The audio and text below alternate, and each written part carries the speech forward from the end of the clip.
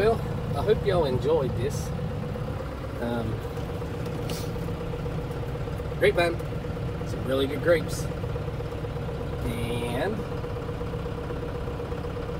that cluster of trees there are called damson trees. That's what those are. If anybody knows what they are, tell me. That's the trivia. Was it Trivia Monday? Call it that. It was Trivia Monday. What is a damson tree?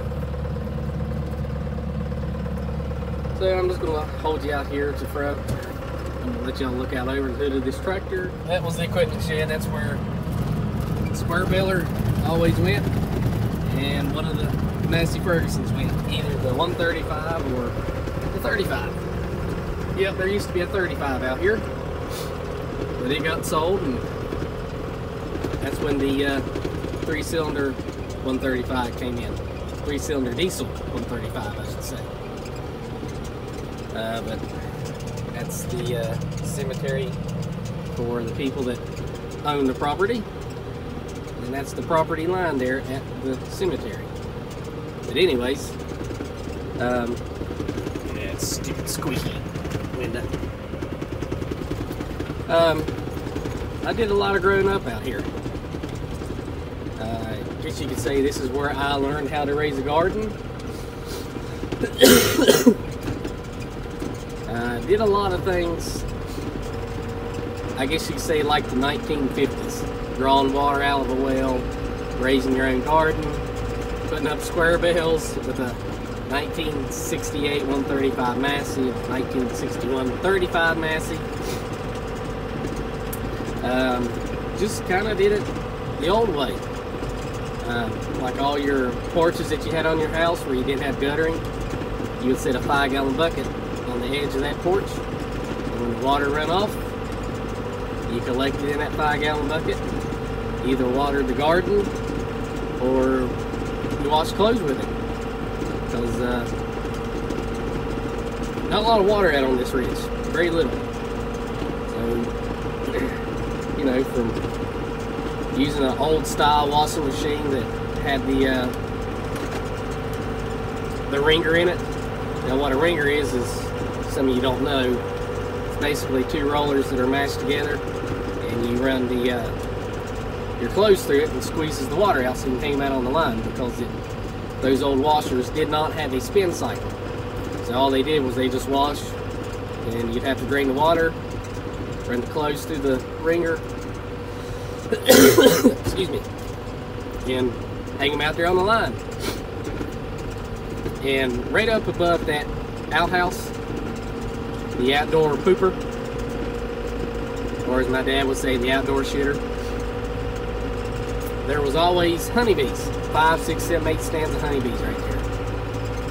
And which they would keep, you know, to help pollinate the 3 gardens that we would put out. On the garden aspect, right out from the cemetery there, where I got my tedder, and you might have seen some of the stuff that's sitting around there.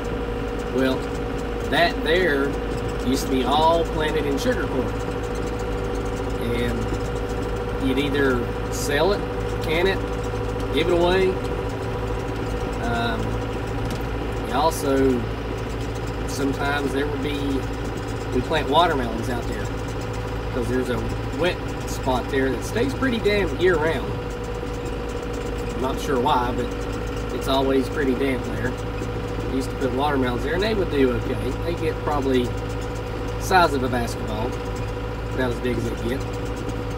And then behind my Pawpaw Mac's house, there would be a garden there, and down below the well house, there was always a big garden there. You'd always plant 100 to 150 pound potatoes and corn and tomatoes and green beans and peppers and onions and cucumbers and squash and zucchini and sweet potatoes, anything you can think of really. And yeah, just there used to be several cherry trees out through there, and they've died over the years. You pick cherries, and making jams and pies and cobblers and raspberries out the galore. Used to be along the road and out through here off the edge of the road, but they're all about gone. And to change gears here for just a second. This barn that we're coming up on, it's been here a long time. Can't believe that tree's never fell over and knocked it down. But that barn right there was built by a guy named Donzie. He used to live in this house over here. And he had cataracts so bad that, well, he couldn't see. He could barely see. And he built that barn, of course, it's fallen down. But they said the way he built that barn is he would feel the head of that nail with his hand and then drive it with a hammer.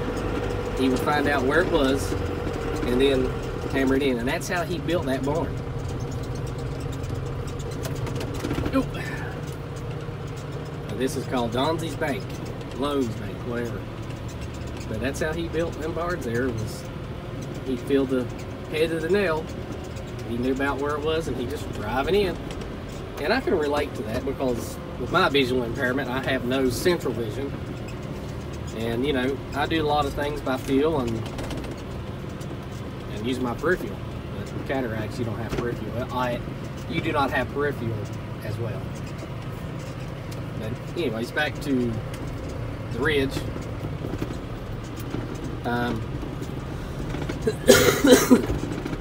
I guess you could say is I spend my summers out here growing up old school. Just call it what it is. I just grew up old school out here. And, you know, and I think that made me appreciate the stuff that I have now even more. Another great memory, which I have bukus of them out here. It was all fantastic. But, yes, I used to go over to the lady that owns the farm. Her husband passed away in 2003. He used to own the farm. That was his home place where he grew up at. But she owns it now. I used to go over there, excuse me, Friday night, Saturday night or something. And she would always fix popcorn on a wood cook stove. Put the little oil in the bottom of the pan and, you know, just pop it. And she'd have popcorn seasoning put on it and just, you know, nothing super duper, you know, but it was a memory, a great memory, a simple, easy, you know, no technology memory. I guess I really don't know what I'm trying to say about the memory. It was just simple. Or as my granddaddy White used to say, smiling times, boy, smiling times. But I used to get around Friday night, Saturday night, and she'd fix popcorn, you know, just put in a big old galvanized, no, they were aluminum, maybe, I don't know, whatever they were made out of, but a big old pot, big old metal pot. And that's what we eat popcorn out of, because, you know, out here growing up as a kid, they didn't have TV. They had antenna that would get channel 6, and that was it. So, you know, it's not like I went over there to watch TV or anything, or no gaming systems or anything like that. But she'd make it on that cook stove.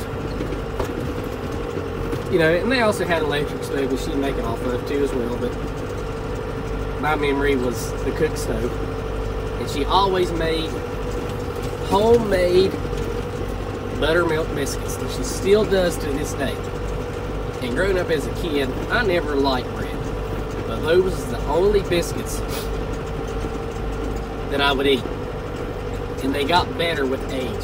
Once they was a day or two on, they get just a tad stale. Oh man, put some honey on it, or some jam, jelly, homemade. Oh boy, good. Boy, it was good. Great times. Great times. But just, that's how we grew up. Well, that's how I grew up. You know, there was nothing wrong you know, I didn't grow up poor. I mean, if you want to say money-wise, you know, there wasn't a lot, but everything else otherwise, I was very rich. Great family. You know, I can't say I ever wanted for anything. I just, you know. Now, I'm not saying I didn't grow up without electronics. Excuse me. You know, I had a Nintendo 64 and a Sega and all that good stuff. But out here, I didn't have any of that stuff. I loved it. Used to go work in the garden and pull weeds, hoe weeds, and when you wasn't in the garden tying up tomatoes or something like that, you'd be out in the field chopping thistles. You take an old hoe and go out there and chop thistles. And I can still hear my papa Mac. Let's go out here and chop some thistles. And he'd give me a short handle hoe because I was a little kid. And we got there and just chopped thistles, and what they're called thistles, but he's always said chop thistles. And I can still see him in his blue jean bibbed overalls with a flat bastard file sticking out of his back pocket. And every 15-20 minutes he'd stop, take a break, he'd file that hoe, and he'd get mine, he'd file that hoe to keep a razor edge on it. But I can remember doing a lot of things like that, and just cutting firewood for a wood stove, and, well, a wood cook stove. And some of you, I'm sure some of you know, but some of you don't, but a cook stove that burnt wood, you had to cut the wood about 8 to 10 inches long and about that big around. So you had to cut it short and bust it because it wouldn't fit in the firebox on the side to make the stove hot. So you had to, I remember doing that, and boy would that take a long time. Well, I tell you what, you talking about a big load of wood, you saw them blocks up short and bust them in itty bitty pieces, now you'd have a load on a pickup. I mean a load.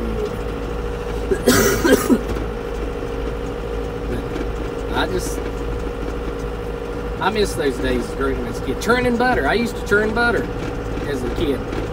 Oh, and the barn that I called the sick barn where you doctor cows, there used to be a milk cow in there.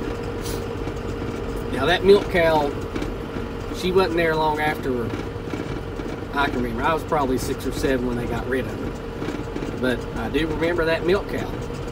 So that's where we kept her. I can remember churning butter in them old churns and putting sauerkraut in them big old crocks and putting some kind of, I wouldn't call it lead, but it was a big old metal block. You'd put a cloth over top and you'd put that rock or whatever, you know, something heavy to keep compression down on it. And remember doing that. You'd always have to make that crowd in the signs, the right signs, like the dark of the moon or light of the moon, I forgot which. I remember doing that. And the lady, she used to have 3 or 4 friends that they would come out and they would make quilts. And if I can find the quilt that they made me a handmade John Deere quilt. And I still have it. She made for me for my birthday one year. I was, I don't know, 8 or 9 years old when she made it. But yeah, just, there was a lot of old school stuff out here that I got to experience that I wish kids today could experience. Because I think and know those was much better times. But anyways, if I have something, if I think of something or a story or something, I'll add into this. But anyways, guys, thanks for watching. Comment if you like. Subscribe if you haven't. Until next time, and as always,